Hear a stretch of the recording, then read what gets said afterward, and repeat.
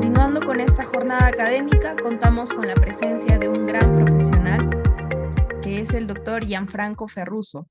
Él es abogado, maestro en arbitraje internacional por la Universidad Internacional de La Rioja, España, egresado de la maestría en solución de conflictos de la Universidad de San Martín de Porres y maestrante en Derecho Civil y Comercial por la Universidad Nacional Mayor de San Marcos. Cuenta con especializaciones en contratos estándares internacionales de construcción y en Derecho de la Construcción por la Universidad Peruana de Ciencias Aplicadas, así como en dirección de proyectos, contrataciones públicas, derecho administrativo y mecanismos de solución de conflictos. Experiencia y práctica legal tanto en el sector público como privado. En ese sentido, en esta oportunidad, el doctor Ferruso nos hablará sobre las nuevas funciones del OCE y su implicancia en las contrataciones con el Estado. Quedamos atentos a usted, doctor. Gracias por el pase del uso de la palabra. En primer lugar, quiero agradecer al Centro Académico de Desarrollo e Investigación Jurídica por la realización de este evento. En realidad, creo que hoy más que nunca existe una amplísima necesidad de ir conociendo cómo es que se va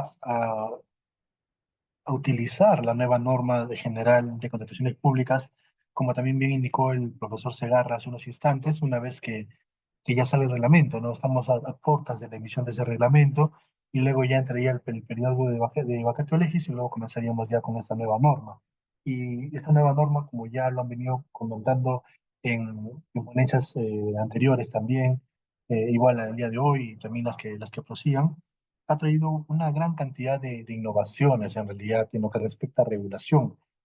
Voy a compartir una pequeña PPT para ir conversando sobre el tema y igual si tuviera algún tipo de duda o consulta, con toda la confianza por el chat o levanten la mano, ¿no? No hay problema en ese lado. Bien.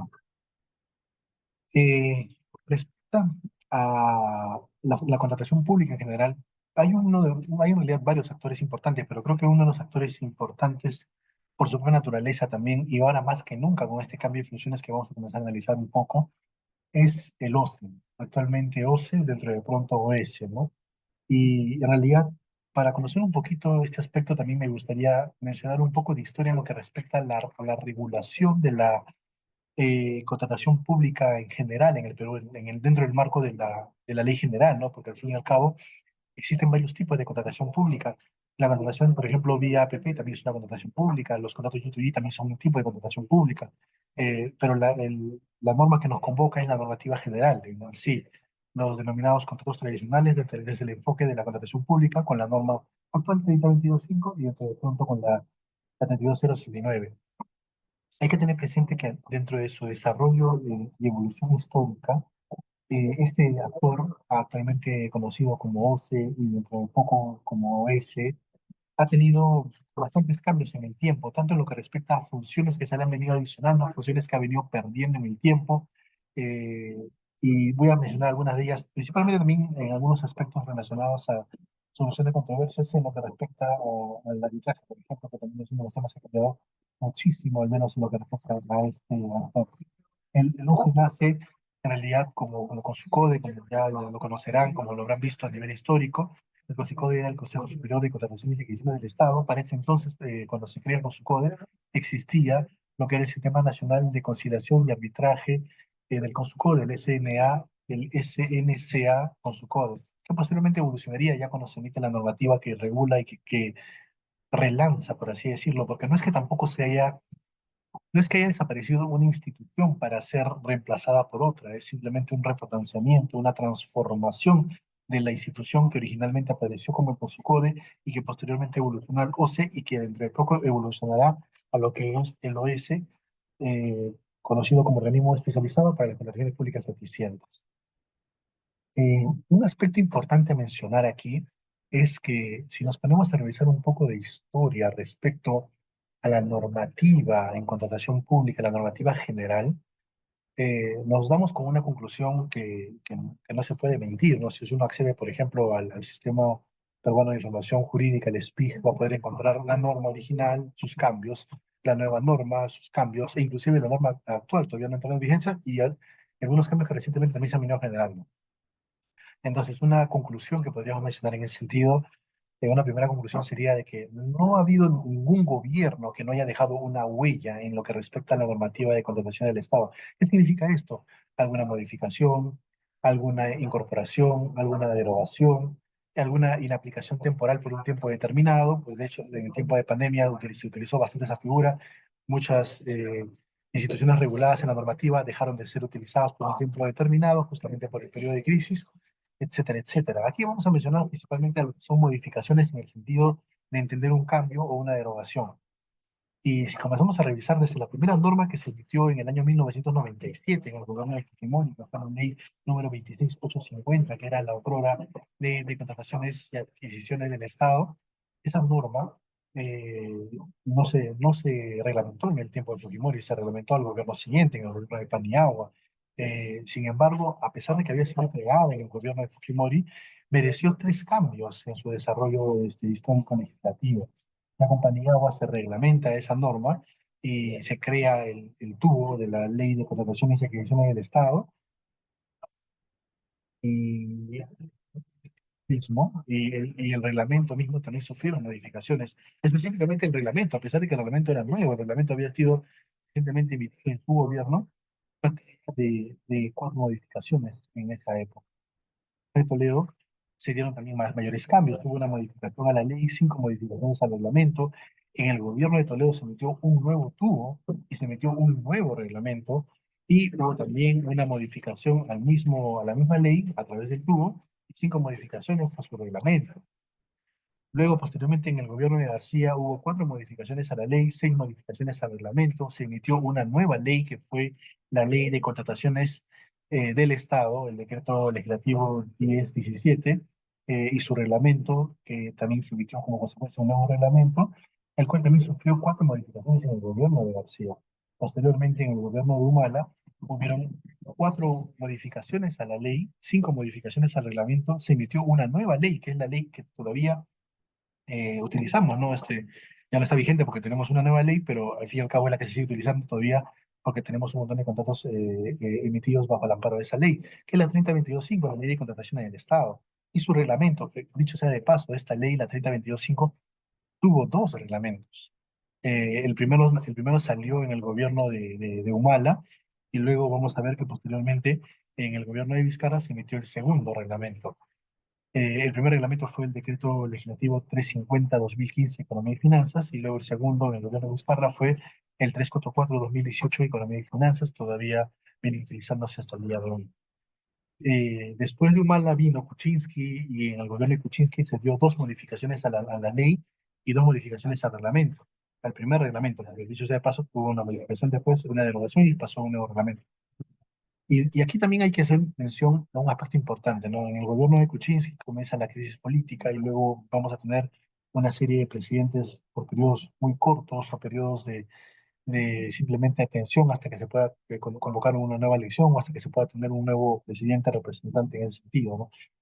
Con Vizcarra revienta justamente esa crisis y en el gobierno de Vizcarra se dan dos modificaciones a la ley, se emite el nuevo reglamento que ya habíamos mencionado y también se modifica ese mismo reglamento en cuatro oportunidades.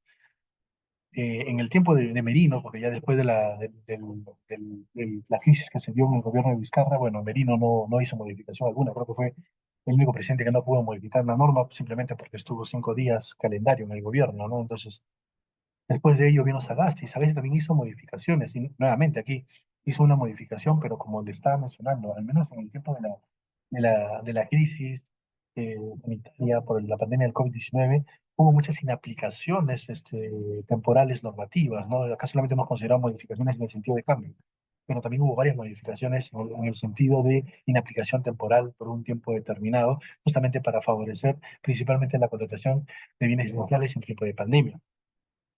Posteriormente a ello, en el gobierno de Castillo hubo tres modificaciones a la ley y una modificación al reglamento, que ya estamos hablando en este caso del segundo reglamento.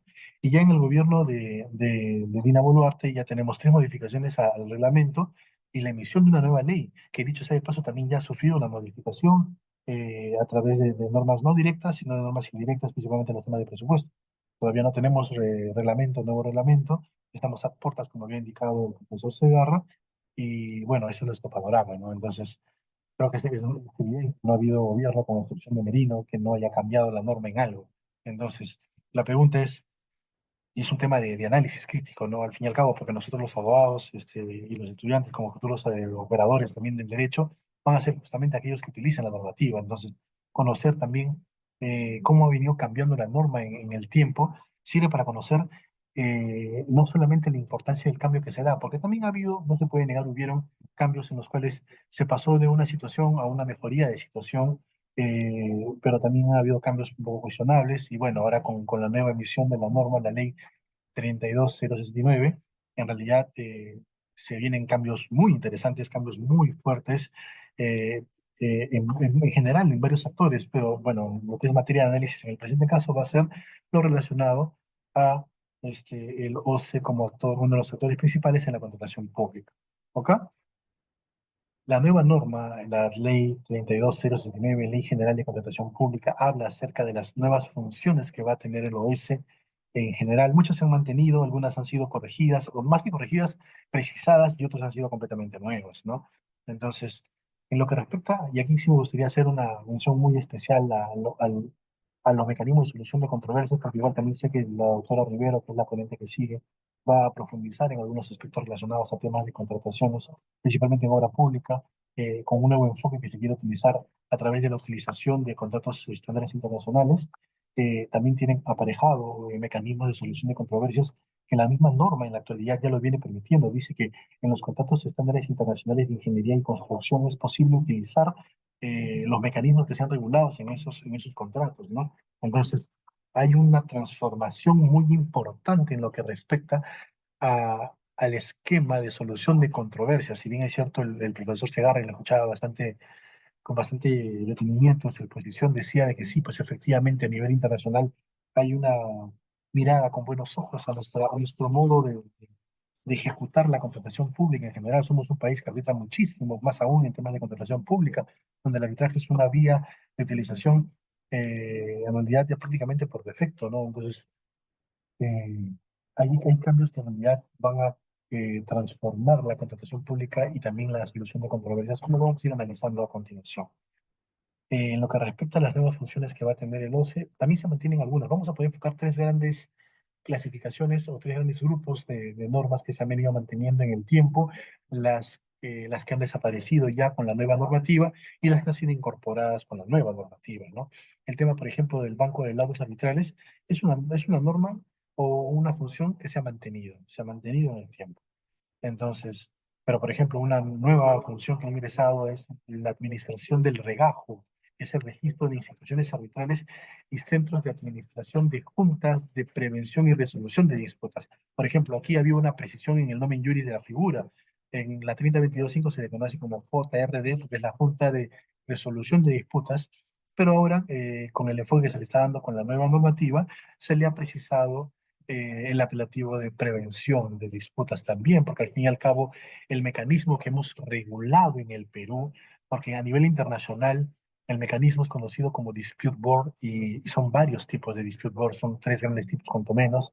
Este, en nuestra práctica nacional hemos regulado un tema específico en la cual el panel técnico de adjudicadores o el panel técnico de profesionales que se va a encargar de conocer la controversia y que también asistir a las partes durante el desarrollo del proceso, durante la ejecución del contrato de obra, eh, en nuestra regulación ha sido lo que se conoce en la práctica internacional, citando al profesor Cyril Chern, ¿no? Este profesor inglés que dice de que nosotros prácticamente utilizando la tipología que regula la Cámara de Comercio Internacional de París en su reglamento de Dispute Board, estamos regulando un Combinate Dispute Board. ¿Por qué? Porque el Dispute Board que tenemos en el Perú no solamente es revisor, sino también es resolutor, o sea, no solo es preventivo, sino también es adjudicador. Entonces, esa precisión no me parece innecesaria, de hecho me parece muy, muy importante. ¿Por qué? Porque le mete el refuerzo normativo para el impulso de una función que desarrolla este mecanismo de solución de controversias técnico especializado por naturaleza para las contrataciones públicas en materia de obras. Si bien es cierto, inclusive el proyecto de ley anterior inclusive hablaba de la utilización de este mecanismo en contratos de bienes y servicios, obviamente vinculados al tema de obra. Bueno, en la práctica se termina quedando simplemente para los contratos de obra, pero en realidad es un mecanismo que está funcionando, está dando buenos resultados. ¿Por qué? Porque justamente evita la paralización de la obra, ya que se crea un ambiente de comunicación constante entre las partes por intermedio del panel técnico, que como panel técnico está en la capacidad de poder conocer las controversias que son puestas en su conocimiento cuando ejerce como adjudicador, pero también orientar a las partes para que éstas puedan tomar una decisión en pro de la ejecución de la obra cuando actúa como revisor, ¿no? Lo que se conoce en la práctica internacional como Dispute Review Board. Entonces, esa precisión normativa en el nombre, de hecho, es muy favorable para la naturaleza que se impulsa a través de este mecanismo. De hecho, en alguna oportunidad, en alguna clase, le escuché al ingeniero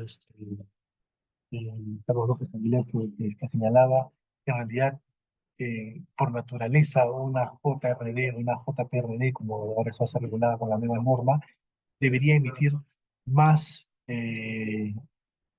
más eh, más documentos que permitan justamente a las partes tomar una decisión en conjunto, ¿no? No simplemente tomar decisiones, sino tomar o emitir más recomendaciones, porque de hecho la estructura que se ha dado en la nueva norma y también en la norma todavía actual en ese sentido, en la 3022.5, sí regula justamente la posibilidad que tienen los adjudicadores, eh, que dicho sea de paso, en realidad creo que el término no es el más apropiado, porque al fin y al cabo, si también ejerce una función preventiva, no es un adjudicador, ¿no? Entonces, mejor es mencionarlo como panel técnico. Entonces, el panel técnico ejerce una función preventiva o revisora cuando emite recomendaciones y adjudicativa o decisoria cuando emite una decisión, valga la cacofonía, ¿no? Entonces, eh, así que la verdad la precisión es muy favorable. Una función nueva que ha aparecido en el medio a través de la nueva normativa y que también ha traído un gran cambio en lo que respecta a las funciones que ahora va a desarrollar el OS, está relacionado a la supervisión de oficio del cumplimiento de los requisitos para ser incorporados en el regajo. De hecho, la normativa actual, inclusive el proyecto de reglamento que todavía está publicado, porque no, como bien lo han indicado, todavía no tenemos la versión final del documento, indica expresamente que la incorporación al regajo es constitutivo. O sea, ¿qué significa esto? Que si una institución, sea una institución arbitral o sea una institución que administra JPRDs, no está en el regajo, no puede ejercer esa función. Y eso es bien interesante, ¿no? ¿Por qué? Porque, por ejemplo, registros a nivel internacional podemos encontrar también, por ejemplo, el RENACE, que es el Registro Nacional de Árbitros y Centros de Arbitraje, ¿no? Y y este reglamento, por ejemplo, es obligatorio en el sentido del registro, pero no genera ningún tipo de derecho a estar incorporado en el mismo. Simplemente es para fines publicitarios, para que se pueda conocer cuáles son los centros. De hecho, hace un tiempito atrás, hasta el 28 de noviembre, había 278 centros registrados en el RENACE. No eran todos, definitivamente, ¿no? Pero bueno, se está dando un crecimiento exponencial también en lo que respecta a los centros de arbitraje y se generó la necesidad de que el OSCE intervenga con una función mucho más supervisora en ese sentido, ¿no? Que también al fin y al cabo es una de las funciones que son propias de su naturaleza, ¿no? Si revisamos inclusive el propio nombre del OSCE, se lo ponemos supervisor. Entonces, se le ha impulsado a través de la incorporación de esta nueva figura, de esta nueva función, que pueda desarrollar esa función supervisora, tanto para la incorporación al regajo como para los centros que están dentro del regajo. Eso es un aspecto muy, muy, muy importante. Es un cambio muy importante, ¿no? ¿Por qué? Porque ahora el OCE también no solamente evalúa la incorporación al registro, ¿no? Que es lo que antes hacía, por ejemplo, cuando alguien quería ingresar al RNA, él postulaba, se evaluaba y se incorporaba. Pero ahora no solamente es la mera incorporación, sino que también hay una evaluación constante del centro para saber si está cumpliendo los estándares mínimos establecidos en la normativa aplicable, la nueva norma. Y se genera justamente la posibilidad ahora de que el OS comience a sancionar centros de arbitraje y centros que administran JPRD, porque así como los incorpora al regajo, evalúa de que estén siempre cumpliendo con los requisitos para esa incorporación. Entonces, es un aspecto muy importante que ha incorporado la nueva norma, ¿no? Una función que se ha mantenido en el tiempo es el tema de la elaboración de los códigos de ética para el arbitraje en materia de contrataciones públicas. El código ya existía, se va a adecuar porque al fin y al cabo el código es de aplicación para los arbitrajes ad hoc o de manera supletoria para las instituciones que no tengan un código propio de ética, ¿no? Va a haber algunas peculiaridades, también lo voy a mencionar un poquito más adelante en ese sentido, ¿no? Y bueno, también una función nueva que ha ingresado y que ha generado bastante revuelo, bastante debate a nivel de la práctica nacional e incluso internacional en algunos aspectos, es que ahora como el OCE también tiene esa función sancionatoria, fiscalizadora, también tiene las prerrogativas para exigir coactivamente el cumplimiento de sus creencias u obligaciones que correspondan. Por ejemplo, si te pone una multa, te puede ahora exigir coactivamente el cumplimiento de esa multa. Entonces, ese es un aspecto también interesante que se ha venido desarrollando con la nueva norma. ¿Ok? Y en lo que respecta al OCE y más específicamente a la dirección de arbitraje, con la ley anterior denominada Dirección de Arbitraje Administrativo, luego pasó a ser la Dirección de Arbitraje, podemos encontrar de que esta dependencia también va a cambiar, porque al fin y al cabo es la que va a capitanear justamente el cumplimiento de las nuevas funciones que se han brindado en lo que respecta al regajo, en lo que respecta a la fiscalización, a la sanción, al ejercicio coactivo, en ese sentido. Entonces, si uno revisa el actual reglamento de organización y funciones del OCE, en decreto supremo 076-2016, Economía y Finanzas, se va a encontrar de que la dirección de arbitraje tiene tres grandes subdirecciones. La subdirección de procesos arbitrales, que como tal es el titular del Sistema Nacional de Arbitraje del OCE, SNAOCE. La subdirección de asuntos administrativos arbitrales, SDA, que es la que se encargaba de administrar el RNAOCE, el Registro Nacional de Árbitros del OCE. Y la subdirección de registro, acreditación y monitoreo arbitral, el SDRAM, que bueno, es la que va a terminar siendo potenciada por las nuevas funciones, están justamente orientadas a ello, a tener un registro, acreditación y monitoreo de las instituciones arbitrales y centros que administran JPRD. Entonces, va a tener que haber necesariamente una transformación estructural en lo que respecta a esta dependencia denominada dirección de arbitraje, a efectos de que se pueda viabilizar el cumplimiento y la ejecución de esas nuevas funciones que está dando la normativa para con el OCE, pronto OS. Un aspecto importante que también me gustaría mencionar está relacionado con la eliminación, la desaparición del SNAOC y también el RNAOC, ¿no? Y este es un aspecto muy importante. La disposición complementaria transitoria sexta de la Ley 32069 establece que el SNAO se va a seguir administrando arbitrajes hasta que finalicen los arbitrajes. O sea, una vez que entre en vigencia la norma, va a haber una fecha de cierre y a partir de ese momento ya no se van a poder presentar más arbitrajes ante el SNA, ya no va a poder administrarlos. Y de ahí vamos a ver por qué también, ¿no? Hay una razón que subyace interesante, cuestionable en algunos aspectos, pero bueno, vamos a comentarla también un poquito a continuación, ¿no? Entonces, eh, y también habla justamente en el caso de la eliminación del RNAOCE, ¿no? El Registro Nacional de Árbitros, es un registro que con la normativa actual 3022.5 permite justamente a las instituciones, a las entidades públicas, designar árbitros.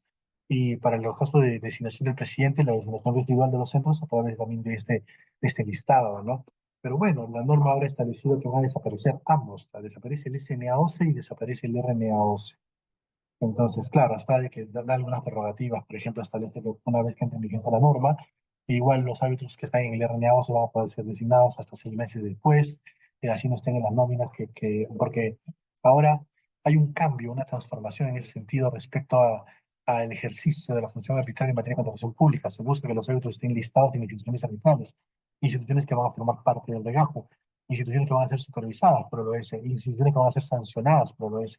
Entonces hay un traslado de responsabilidad muy fuerte y muy interesante en las instituciones arbitrales. ¿Por qué? Porque como lo vamos a ver un poquito más adelante, la institución prácticamente es la que va a dar la cara cuando el árbitro genera una inconducta que puede ser sancionada, porque el OCE no va a sancionar árbitros, el OCE no va a sancionar adjudicadores o paneles técnicos, va a sancionar a las instituciones arbitrales o centros que administran JPRD. ¿Ok? Ahora, ¿por qué desaparece, no, el SNAOC? El SNAOC nace en el 97, tiene casi 20 años de existencia y un acervo documental, un acervo de desarrollo de conocimiento muy importante también, ¿no? De hecho, el profesor Retamoso indicaba en su libro sobre contratación del Estado y normas de control, que uno de los actores importantes en el arbitraje en materia de contratación pública es el SNA-OC. Y ahora desapareció. Ahora ya no va a existir más, ¿no? Ahora tiene una fecha de cierre y va a darse mayor importancia a los centros arbitrales, a las instituciones arbitrales del sector privado, ¿no? Entonces, ¿y a qué se debe esto? Bueno, en la revisión de la norma, de la revisión de la exposición de motivos, también podemos encontrar ciertos aspectos importantes del por qué se tomó esta decisión legislativa, ¿no? En primer lugar, para ir en concordancia con el principio de subsidiariedad económica del Estado. Ya en la actualidad hay múltiples instituciones arbitrales privadas que pueden prestar el servicio de organización y administración de arbitrajes. En ese sentido, ya no hay sentido, ya no hay razón para que el Estado impulse un sistema que administre, organice arbitrajes, porque ya hay competencia. Acuérdense que conforme a este principio, el Estado participa en la actividad económica de manera residual cuando la actividad es muy onerosa para que pueda ser realizada por los privados o cuando no se genera competencia, porque si de repente hay un único postor o un único proveedor que presta el servicio, hay un monopolio y está prohibido los monopolios por la Constitución. Entonces, ¿qué es lo que hace el Estado? Intervenir para crear competencia, ¿no? Y eso fue lo que pasó al fin y al cabo en materia de contratación pública, cuando apareció la normativa, la ley de contrataciones y adquisiciones del Estado en el 97 y se crea el arbitraje como mecanismo de solución de controversias, había muy pocas instituciones arbitrales en el medio. Estaba solamente prácticamente en la Cámara de Comercio de Lima, el CEARCO, que fue un proyecto que también se impulsó por parte de la Cámara de Comercio de Lima y la Comisión Interamericana de Arbitraje Comercial de la SIAC de Panamá. Entonces, y una que otra institución particular muy contada con los dedos, ¿no? Entonces era necesario fomentar el desarrollo del ecosistema y la competencia en ese sentido, ¿no? Y se creó el SNAOCE, que era bastante competente en lo que respecta a costos. De hecho, el SNAOCE era un sistema, sigue siendo todavía, bueno, hasta que termine, ¿no? Hasta que desaparezca. Pero, o sea, su tabla de honorarios arbitrales es bastante baja, bastante accesible, por ejemplo, cuando hay proveedores que de repente no pueden asumir los costos elevados que se pueden generar en materia de arbitraje en contratación pública. Es bastante célere porque también tiene la concentración de varias actuaciones en una sola, como por ejemplo la audiencia única, que ya también se ha puesto de práctica y de moda en casi todas las instituciones arbitrales.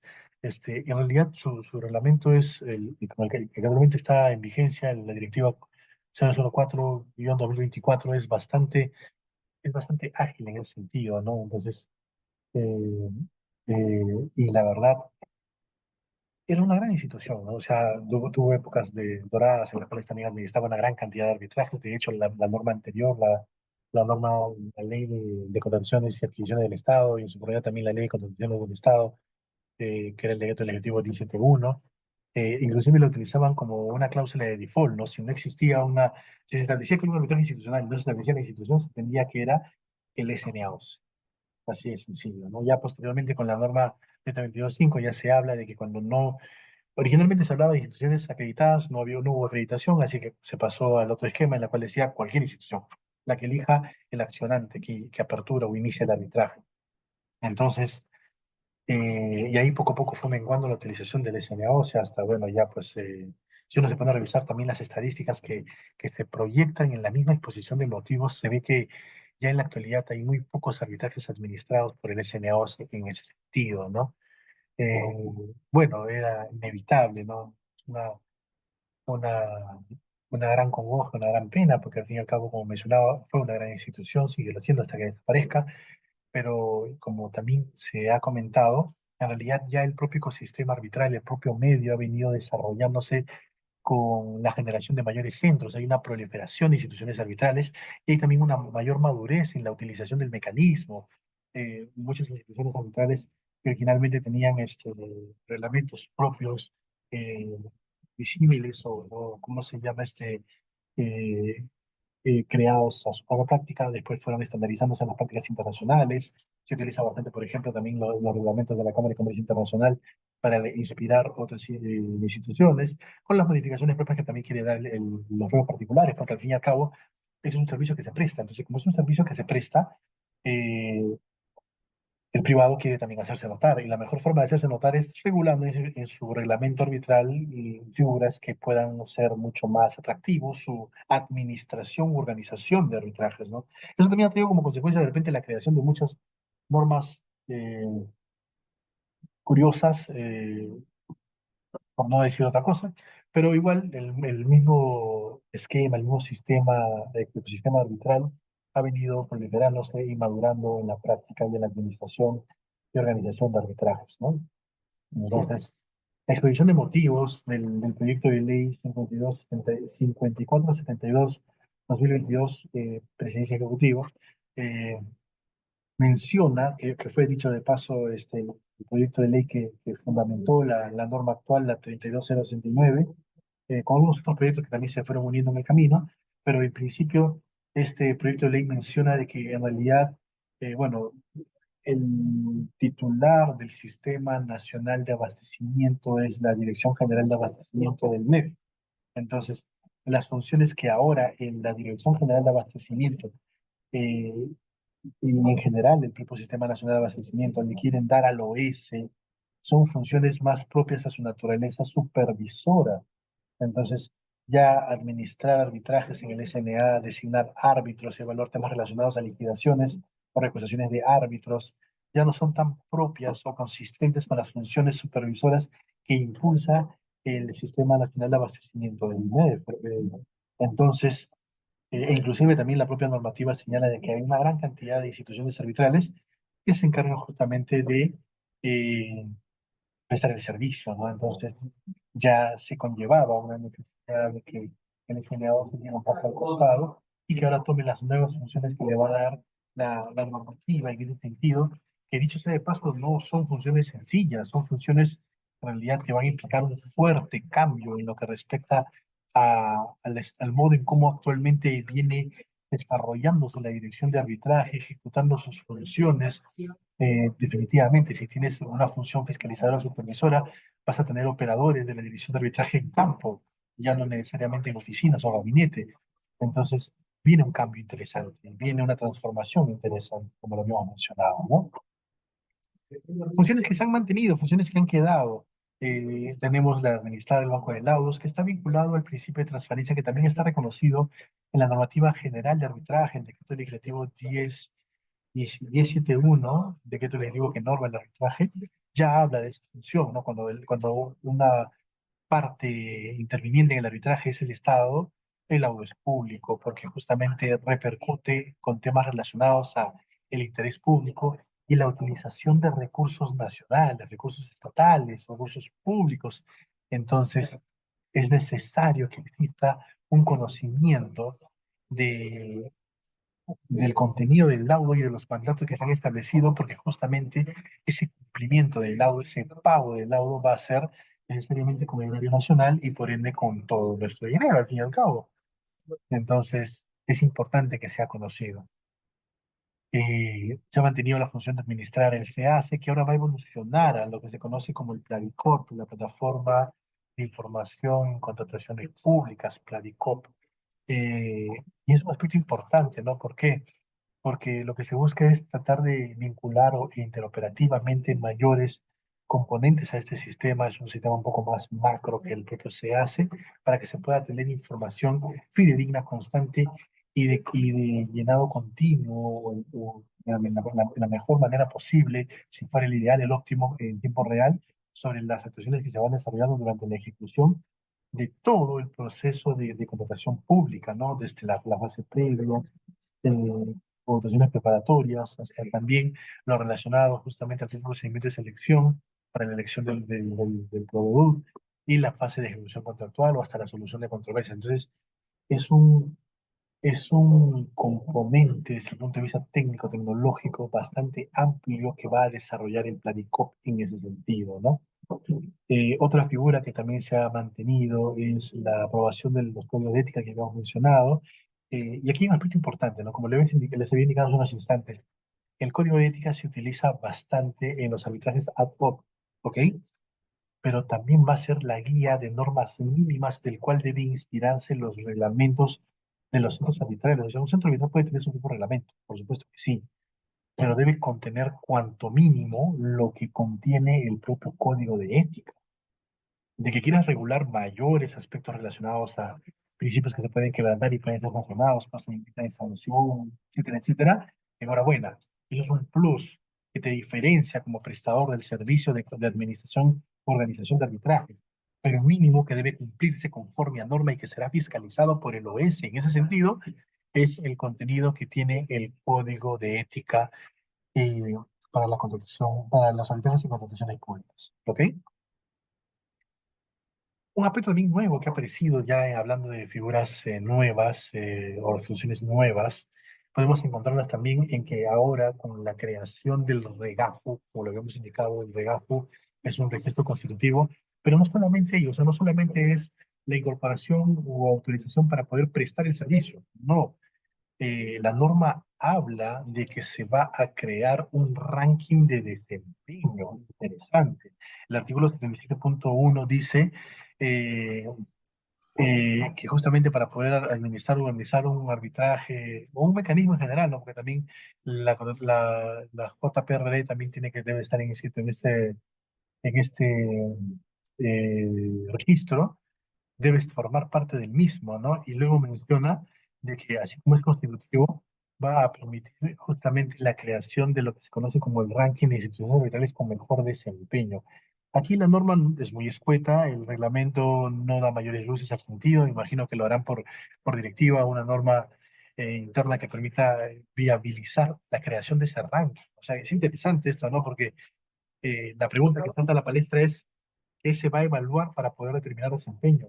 Celeridad, cantidad de arbitrajes administrados, cantidad de arbitrajes cerrados, eh, cantidad de denuncias ante el Consejo de Superior de Arbitraje o de Ética que corresponde a la institución arbitral. La norma no lo dice. Entonces, pero sí dice que se va a evaluar el desempeño de las instituciones arbitrales para poder crear un ranking. Entonces, es un aspecto interesante, ¿no? Vamos a ver también cómo se viabiliza, porque al fin y al cabo no puedes entrar a competir tampoco contra una institución grande con un apoyo de una Cámara Binacional Internacional a un centro que tiene pues 2 meses de constituido, ¿no? Y que nace de una asociación, por ejemplo, ¿no?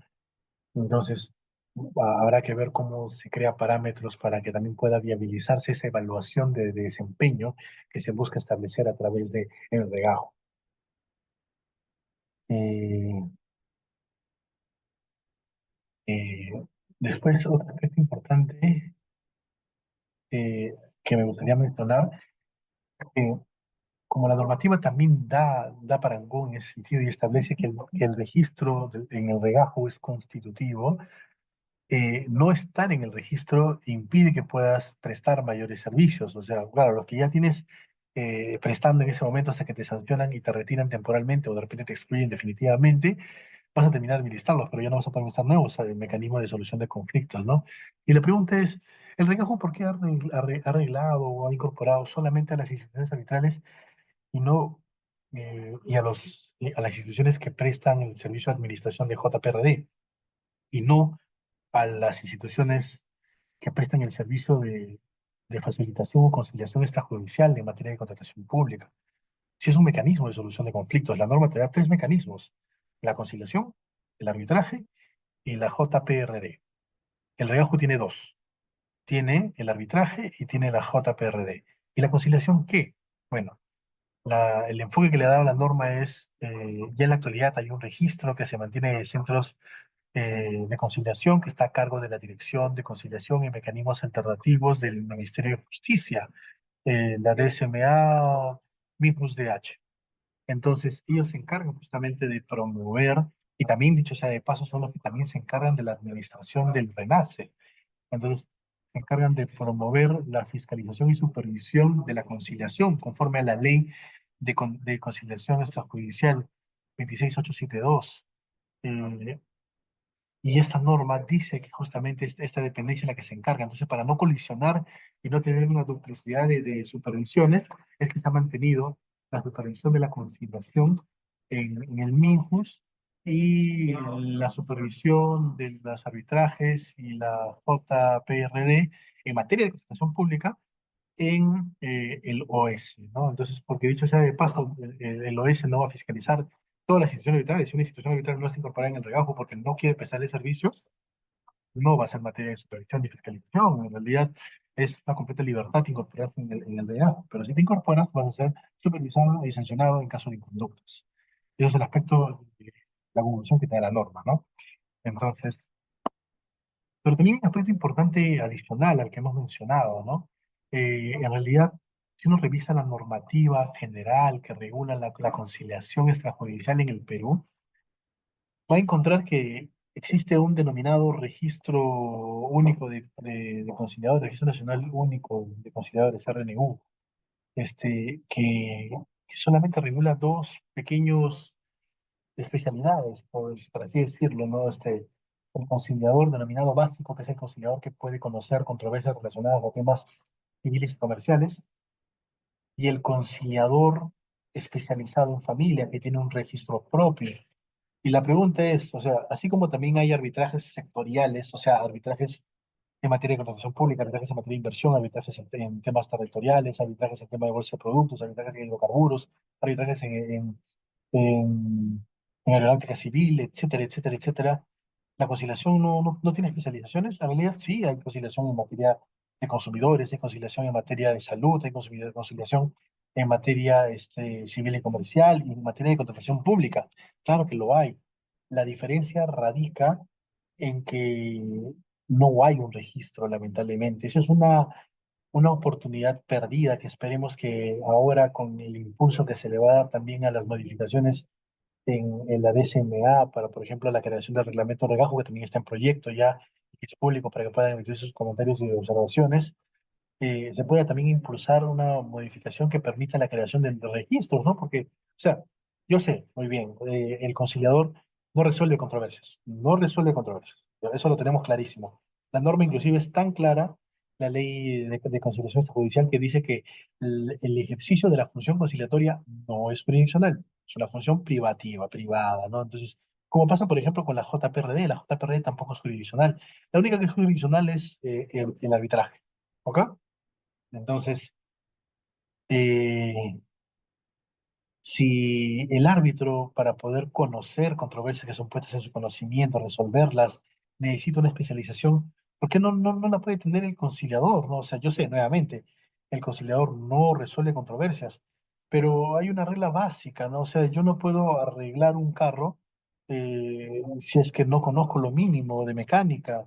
Entonces, yo no puedo gestar correctamente un conflicto si no conozco lo mínimo, no solo de la gestión de conflictos, que es un núcleo grueso en lo que respecta a la formación de conciliadores, sino también lo relacionado a la naturaleza del conflicto. Yo no puedo entrar a gestionar controversias en materia laboral porque no soy especialista en derecho laboral. Entonces, sería desleal en lo que respecta a la prestación del servicio. Y no solamente en ese sentido, sino que también no podría dar las mejores herramientas. Acuérdense que si uno revisa la normativa general de conciliación, la normativa establece que el conciliador puede proponer fórmulas conciliatorias. ¿Qué fórmula conciliatoria va a proponer el conciliador si no conoce de contrataciones del Estado, si no conoce cómo funciona eh, un procedimiento de ampliación de plazos, si no conoce cómo es que no se puede conocer ni siquiera en conciliación los temas relacionados a adicionales, no se puede ver en conciliación los temas relacionados a nulidad del contrato, por ejemplo, etcétera, etcétera? O sea, ¿cómo puede prestar un buen servicio y cómo puede dar una fórmula de solución de conflictos si no conoce el fondo de la controversia? Entonces, claro, hay instituciones particulares, el mismo MICUS también, a través de la Escuela Nacional de Conciliación Extrajudicial, ENSE, dicta y brinda cursos en ese sentido, ¿no? Pero más que un curso, que no digo que no sea malo, en realidad es muy, muy loable, pero más que un curso también implica una evaluación para ver si es que esa persona está en la capacidad de poder gestionar adecuadamente una controversia en materia de contratación pública. Ergo, debería existir un registro de conciliadores en materia de contratación pública.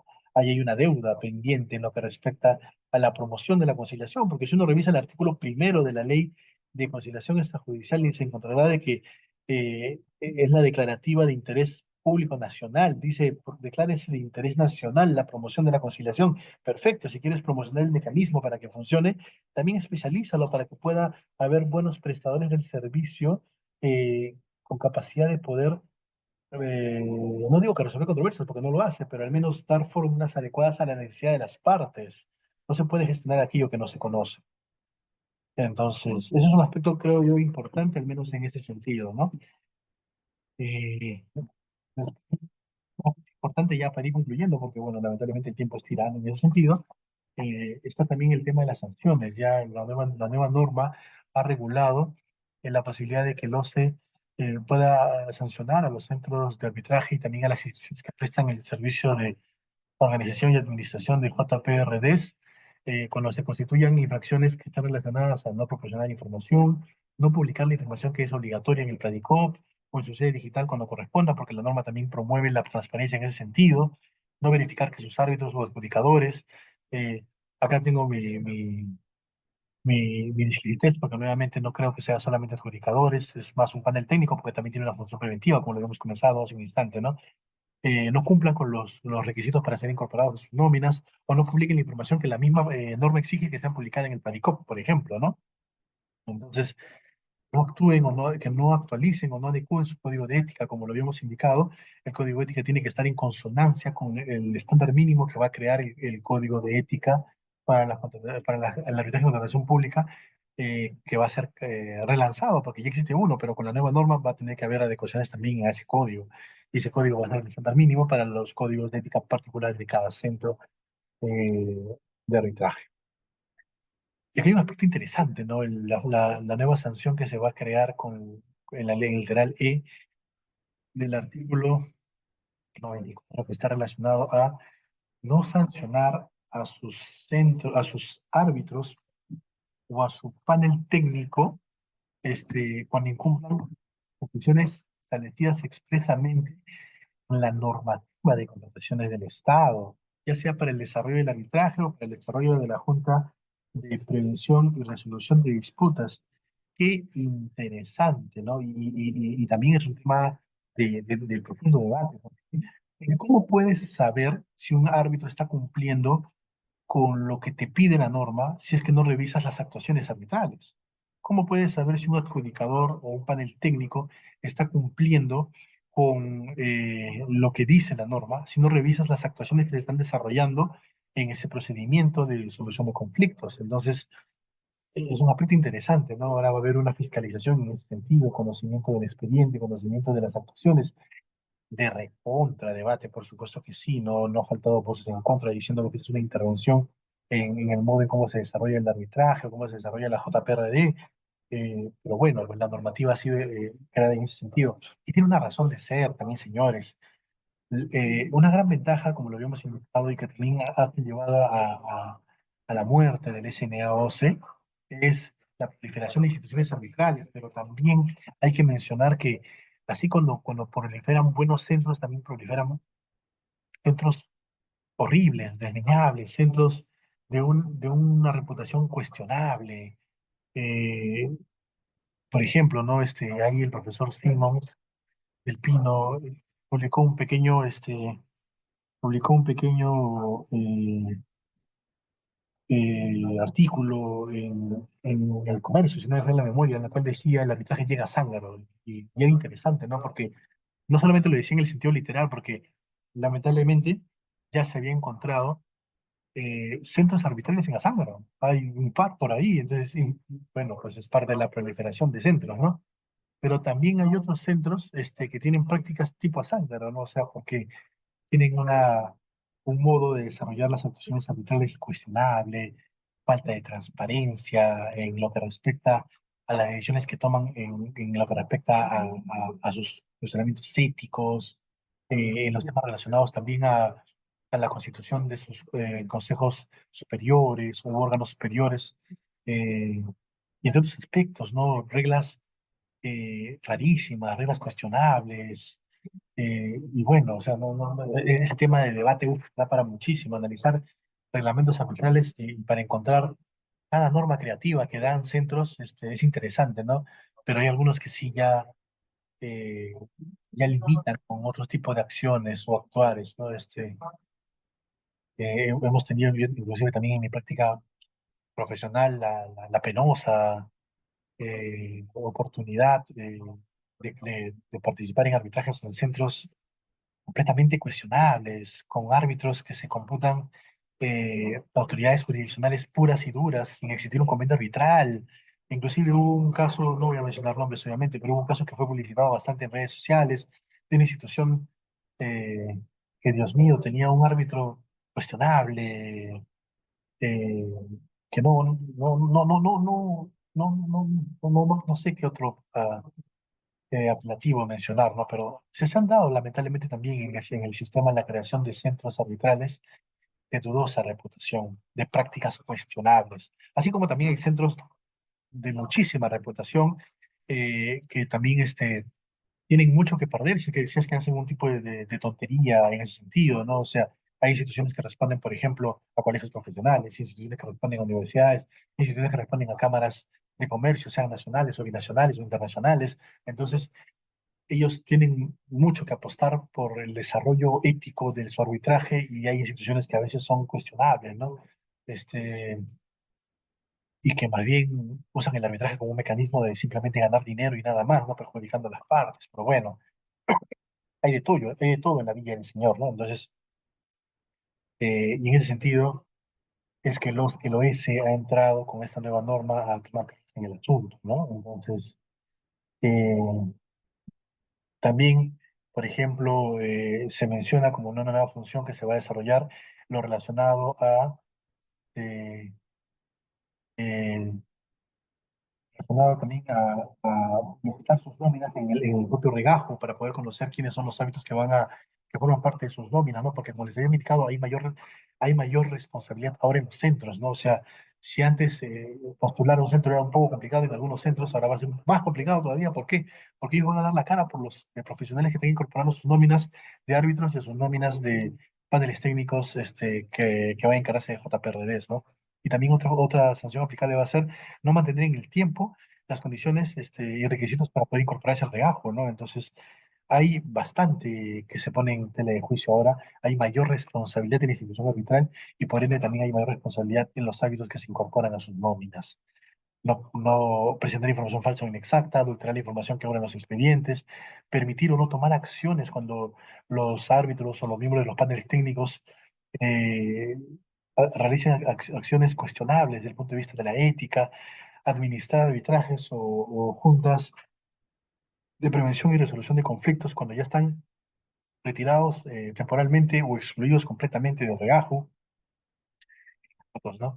Las sanciones van a ser una amonestación por escrito, que igual crea un antecedente, una multa, que en honor a la verdad es la sanción más dolorosa en ese sentido, ¿no? Porque siempre se dice que el órgano más sensible que tiene una persona es el bolsillo, ¿no? Entonces, si quieres que les duela, golpearles en el bolsillo.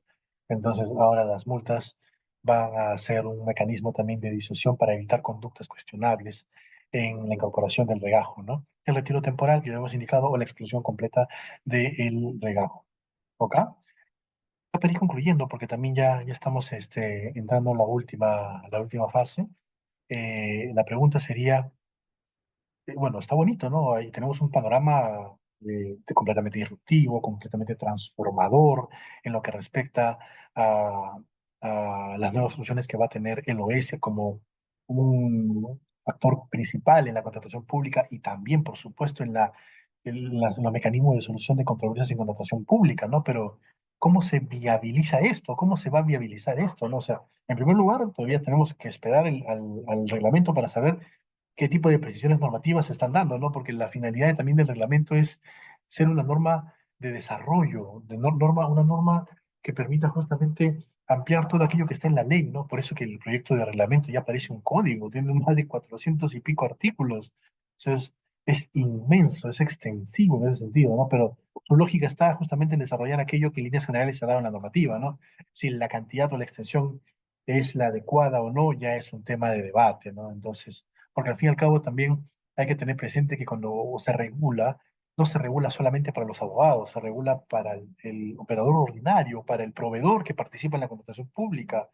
Entonces, no solamente para el abogado que ve contrataciones públicas. Entonces, de repente en algunos aspectos podría eh, simplificarse un poco más la regulación, pero también hay una tendencia a regular y sobreregular sobre la base también de conductas cuestionarias que se han venido desarrollando en el tiempo, ¿no? Entonces, va también en ese sentido el desarrollo de la norma.